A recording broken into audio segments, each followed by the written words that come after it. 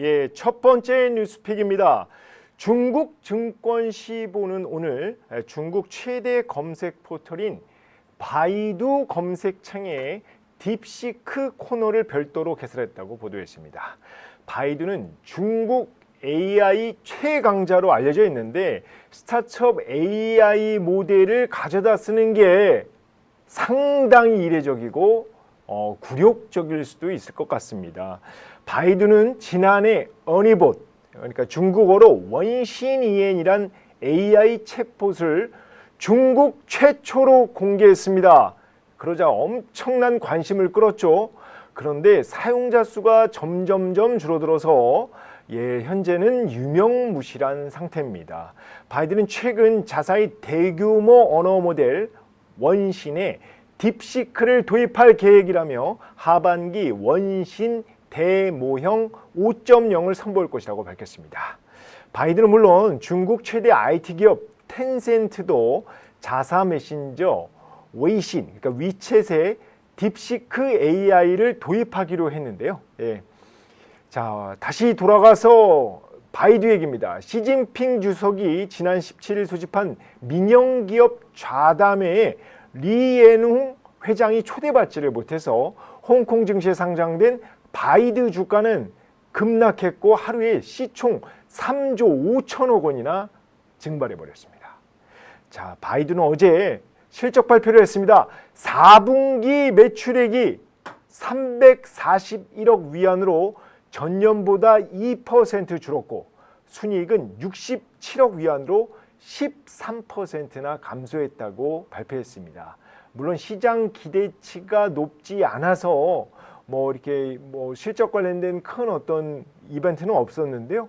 그래도 어찌됐든 저찌됐든 실적이 줄어든 건 사실입니다. 한국투자증권은 오늘 바이두에 대해 AI, 클라우드 등 신규 사업은 성장하고 있지만 본업이죠. 매출 비중이 높은 검색 광고 부분은 앞으로도 부진할 것으로 예상돼 보수적인 접근이 필요하다고 지적했습니다. 중국 IT 공룡 바이두의 어두운 그림자가 드리운 겁니다. 두 번째 뉴스픽입니다. 일본 재무성은 오늘 1월 무역 수지가 2조 7천억엔, 우리 돈 26조 원 적자를 기록했다고 밝혔습니다.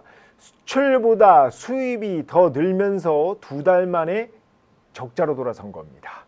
교도통신은 엔화 약세가 영향을 미쳤다. 결국 달러가 이제 높아지면서 엔화 약세 때문에 무역 적자를 봤다. 근데 중국에서 수입하는 스마트폰과 컴퓨터도 증가했기 때문이라고 분석을 했는데요. 자, 여기서 눈에 띄는 점, 바로 무역 적자를 기록한 와중에 지난달 일본의 대미 무역 흑자는 15.2% 늘어난 4,770억엔, 우리 돈 4조 5천억 원을 기록했습니다. 트럼프 대통령이 상호 관세와 자동차 관세 부과를 예고한 만큼 대미 무역 흑자에도 웃을 수도 그리고 울 수도 없는 지경이 바로 일본인데요. 일본의 대미 수출에서 자동차가 1위 품목으로 가장 큰 비중을 차지하고 있습니다. 재무성 무역통계에 따르면 지난해 일본의 대미 수출액은 21조 2,951억엔, 우리 돈 202조 원이며 자동차가 6조 261억엔으로 전체의 28.3%에 달합니다.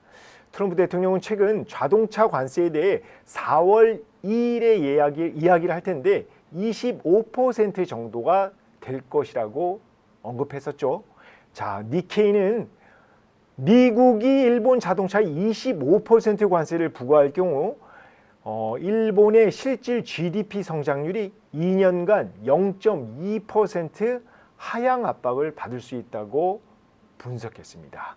또 요미우리 신문은 현재 미국은 승용차에 2.5% 관세를 부과하고 있는데 만약 25%가 되면 10배가 오르는 것이라며 일본 자동차 메이커에 큰 타격이 될 것이라고 우려했습니다.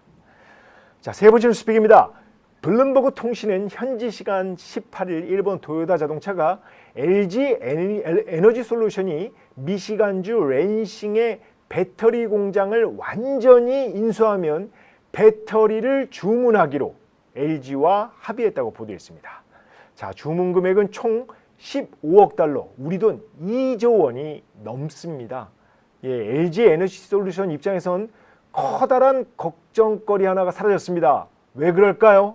자, 2022년 LG와 GM이 랜싱의 배터리 공장 건설을 위해 합작 투자 계약을 맺었죠. 그리고 여기서 생산하는 배터리를 GM에 공급한다고 발표를 했었습니다.